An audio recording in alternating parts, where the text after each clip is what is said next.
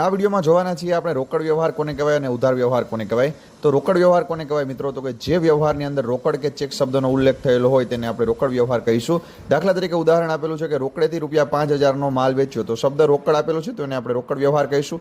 ઉધાર વ્યવહાર કોને કહેવાય? તો કે માત્ર ને માત્ર વ્યક્તિના નામનો ઉલ્લેખ થયેલો હોય. ₹5,000નો માલ મીરાને વેચ્યો, મીરા વ્યક્તિનું નામ છે તો એને આપણે ઉધાર વ્યવહાર કહીશું.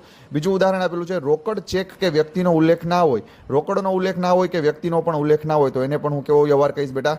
રોકડ વ્યવહાર કહીશ. કેવો વ્યવહાર કહીશ? રોકડ વ્યવહાર કહીશ. તો એમાં કીધું છે કે પગાર ₹5,000 ચૂકવ્યો, ₹5,000 ચૂકવ્યો, તો એને પણ આપણે રોકડ વ્યવહાર કહીશું. ત્રીજી વાત છે વ્યક્તિ અને રોકડ બંનેનો ઉલ્લેખ હોય. વ્યક્તિ અને રોકડ, તો સબસે બડા રૂપિયા એટલે કે 10,000નો માલ મીરાને રોકડેથી વેચ્યો, રોકડને પ્રાયોરિટી દેવાની છે, મીરાનું કાંઈ કામ છે નહીં. કેવો વ્યવહાર કહેવાશે? રોકડ વ્યવહાર કહેવાશે. આટલું ક્લિયર છે? તો in short moral of the story, મારે કન્ક્લુઝન કેવું હોય તો કે સર માત્ર ને માત્ર કોઈ પણ વ્યવહારની અંદર જો વ્યક્તિના નામનો ઉલ્લેખ હોય તો એને આપણે ઉધાર વ્યવહાર કહીશું. બાકી બધા જ વ્યવહારને આપણે રોકડ વ્યવહાર કહીશું. Bye bye. જય હિન્દ, જય ભારત. વિડીયો સારો લાગ્યો હોય તો લાઈક કરી દેજો, શેર કરી દેજો અને કમેન્ટ કરવાનું ખાસ ભૂલતા નહીં. ફરીથી મળશું. Bye bye.